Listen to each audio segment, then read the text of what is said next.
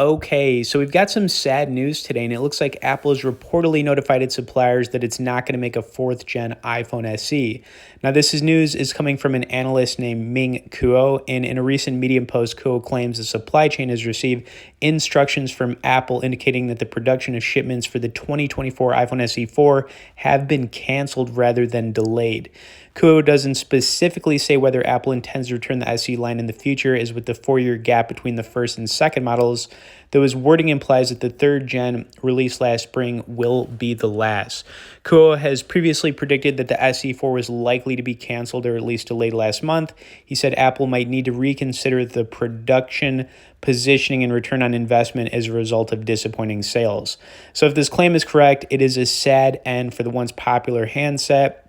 The original SE from 2016 was believed to be one of Apple's most successful releases, placing the state-of-art components in an older chassis and catering to a budget-minded customer who wanted an affordable handset that lasted several years. The SE2 didn't arrive until 2020, and also used an older design, a strategy Apple kept with the third model. Now, I do want to say this, guys. It is sad because I do love the SE line. It was basically the last one to have the home button, that classic home button.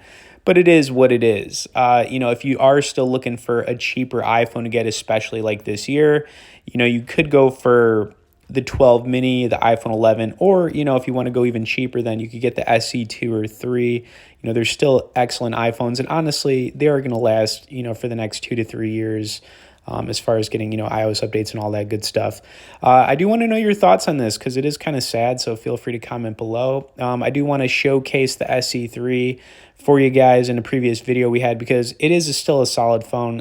Also, I want to point out, if you guys wanted to get in our iOS newsletter where we send out one email a week, we'll have a link below in the description. For now, let's take a look at the SE3. So the iPhone SE3 has been out for a couple of months, and for any of you thinking about getting this mini iPhone, I'm going to talk about if it's worth buying. Now, why would you buy an iPhone SE to begin with? Well, 2 reasons. It's a lot more affordable at around $400, and it still reps the home button. So if you're already using an older iPhone like the SE2, 8, or 7, then you're going to feel right at home with the SE3. Now, as far as differences between the SE3 and SE2, honestly, there aren't many. Now, I've got my red SE2 here to really prove this. As you can see, they're literally impossible to differentiate as they look identical. Same screen sizes, camera specs, and so forth. Even when I stack them on top of each other, I mean, come on now, they're the same size, right? Now, the thing that really separates the SE2 from the SE3 is that the battery life is slightly better on the SE3, and the processor has also got the same processor as the iPhone 13, which is going to make it a faster phone. However, I would say out of those 2 differences, the better battery life is the bigger deal. Now, lots of people have complained about the poor battery life on the SE2, so it is a factor. Now, as far as phone photography, which is the next thing I want to touch on, really nothing different in my opinion after taking pictures and recording videos on both phones. Now, I'm going to pull up a quick picture here. It's my Jason Voorhees coffee mug. I use this thing all the time. I know it's kind of weird, but I like scary movies. But yeah, so you're really going to get the same camera for taking pictures and recording video. Okay, the next thing I want to do is run some video on both phones simultaneously to show you, once again, not much of a difference, but also what you can expect if you're going to get the iPhone SE3, since the screen is going to be smaller. Now, I've got the iPhone SE3 up top and the SE2 right below it, so let's check it out.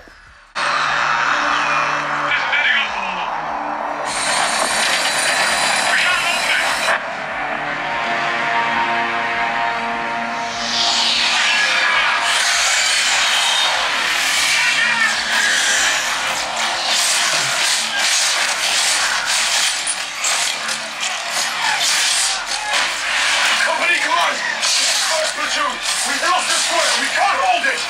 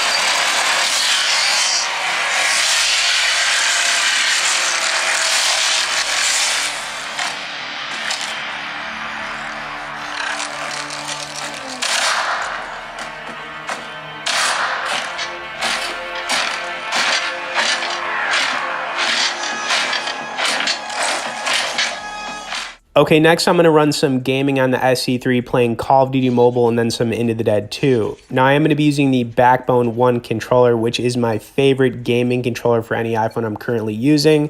Then after we do some of this gameplay, I'm going to give you my final thoughts on if the SC3 is worth buying.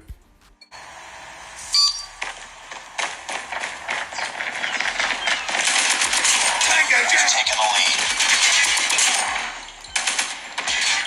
Enemy contact! Get down! Sniper! Tango down! Contact with enemy! Enemy gun ready for deployment. Target's inside! Need backup! Hunter killer drone on standby. Target down! Target down! Reload! Contact with enemy! Sniper! Sniper! Enemy contact! Contact with enemy! Enemy contact! Missile awaiting orders. Target's inside!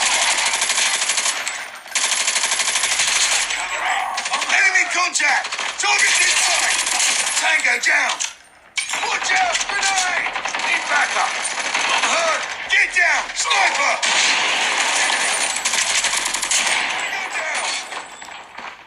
Back up! Keep on them. We're winning this one. I'm hurt. Need back up! I'm hurt. Target's in sight. Enemy down. Enemy contact. Enemy down. Need back up. Changing mag. Target's in sight. Enemy down. Tango down. Tango down. Reloading. Enemy contact. Target down.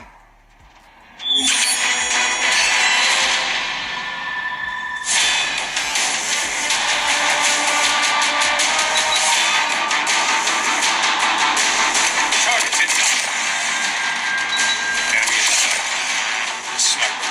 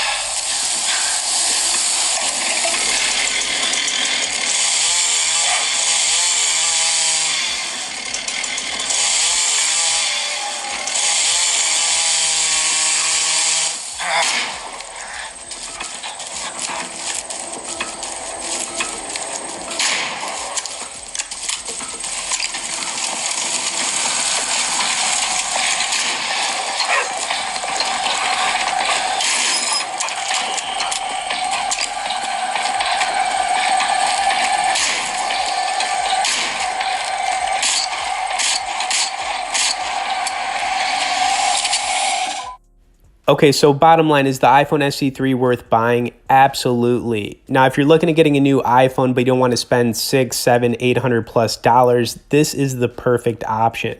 Now, if you're already using an iPhone SE2, I even think it's worth upgrading because you will get that better battery life, which is really important. Anyways, I hope you guys enjoyed this. Feel free to comment below if you have any questions about this phone. Thanks for watching it. We'll see y'all in the next video.